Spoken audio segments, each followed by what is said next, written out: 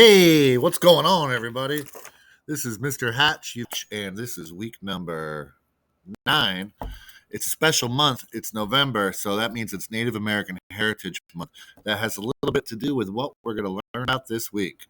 We're going to learn about some Native Americans and their art. We're going to make a totem pole specifically, or we're going to try, and I'll review the art procedures and all the different ways that you can prove to me that you're being creative. Let's start with a totem pole. What is a totem pole? Have you heard that word before? Well, take a look out here in this very scenic place, and we see a totem pole in the foreground in front of us. What do you think that art is all about? Take a minute and think about it. Tell me everything you see. Besides the totem pole, I hope you can appreciate nature because nature is the landscape, the trees, the mountains, the sky, the clouds, and all the animals and plants that live around us. And that was a big part of why some of the Native American tribes decided to make these totem poles. Let's take a look at where they're found. So here's our compass rose, north, south, east, and west. They were found in the northwestern part of our country. So let's look for our country. Boom, maybe you found it. It's the United States. That's our country. It's part of North America. Down here is South America. And before explorers sailed across the sea discovering new lands, Native Americans lived here. They were called indigenous people, and there was lots of different tribes. But some of the tribes we'll look at this week were found in the northwest part of our country. So that's over here where my cursor's dancing, in parts of Canada, which is the country north of us, even in the state of Alaska, which is also part of our USA. Read this with me as you look at some of the tribes that were in our country before it was discovered by settlers and explorers from other parts in the world. Some Native American tribes made totem poles. A Native American is someone whose ancestors, that's their relatives, lived in North or South America before it was discovered by explorers in 1492. When Europeans first arrived in North America, approximately 500 sovereign Indian nations were prospering in what is now the United States. Each nation possessed its own government, culture, and language. And here's just a look at some tribes that are still here and that lived here long before me and before many of us as well, I'm sure. The original totem poles were created by only 6 of those nations of the western part of North America. Not real good at pronouncing some of these, but maybe you can help me out. Let's try to say these words. So this is what you say. This is what the word reads. Say Haida. Say New Hulk. Say Quack Wackyawak. Say Klinkit. Say Simshan. Say Salish. Those are the names of the 6 tribes we're really focused on this week that made that kind of art. And these things are called totem poles. What do you think they're made out of? You can probably guess that one. Since there's so many trees out in this area, they would chop down a tree and carve these cool designs in it in a really straight line, and each one of them had parts that stuck out in 3D. So it's a great example of sculpture. And they represented different animals, and the animals kind of told stories about the people who lived around there, and they were to pay respect to the animals as well. So let's just go over this one more time. What is a totem pole? Totem poles were carved out of giant cedar trees by the Northwest coastal Indians. A totem pole is kind of like a book you could read, but instead of using words, it used symbols of animals and birds. Totem poles were used as a way of passing down stories, because when you make it a big thing out of wood, it's going to stick around for a while. So your children and your children's children would get to see these totem poles, and the families could tell the stories about the symbols within the totem poles, about what they meant to the tribe and the people who created them. Here's a look at some Native American Indians working on some artwork, which would become a totem pole when it's finished.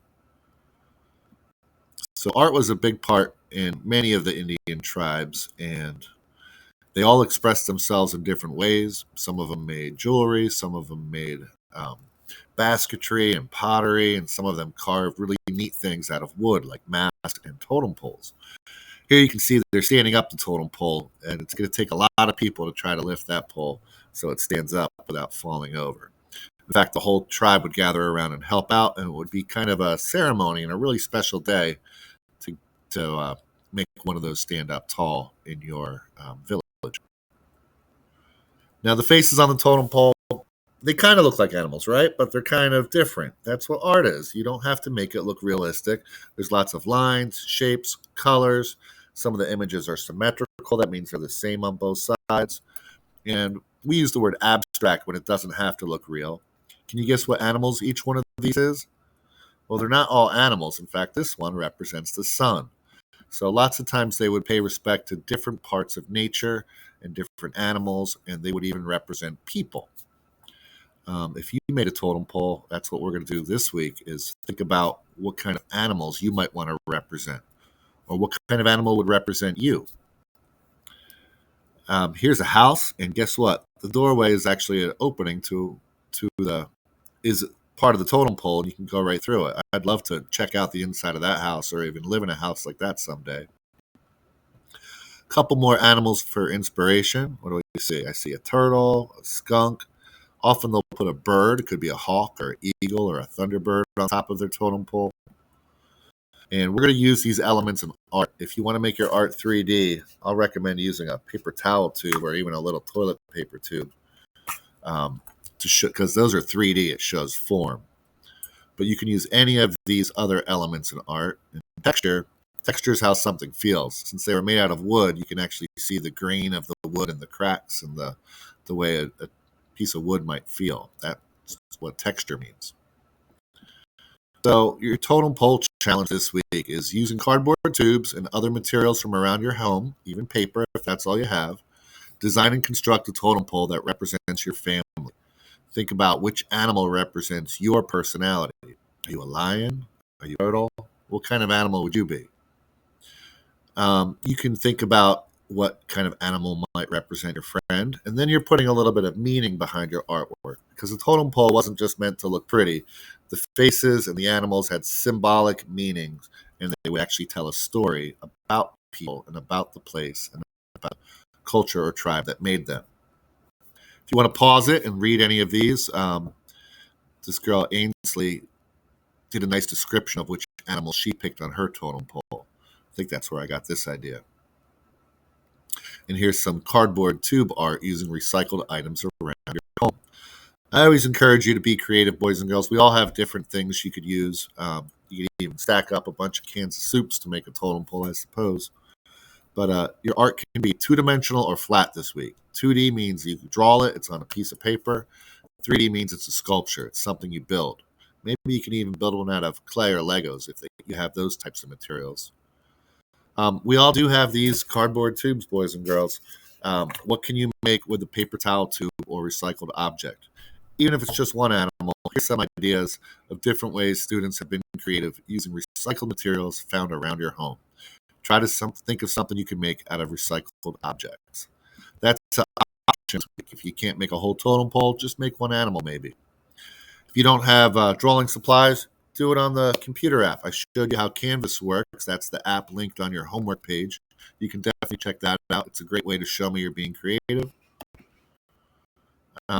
Or you could use different colored papers or draw it with markers and crayons. But this is your challenge for this week. So we're going to try to make a totem pole. This is your artwork. You're going to show me you watched the video by trying to make some art that relates to the video. In this video, we talked about Native American totem poles.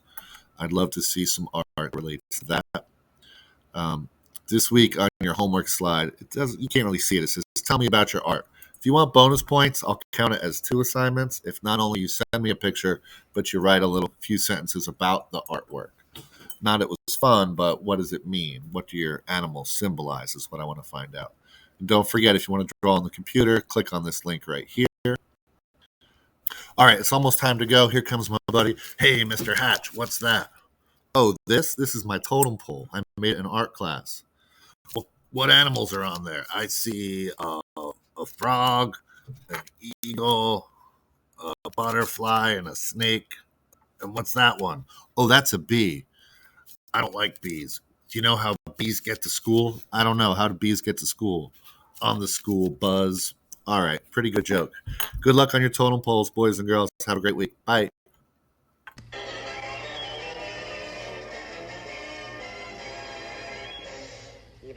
That's all, folks.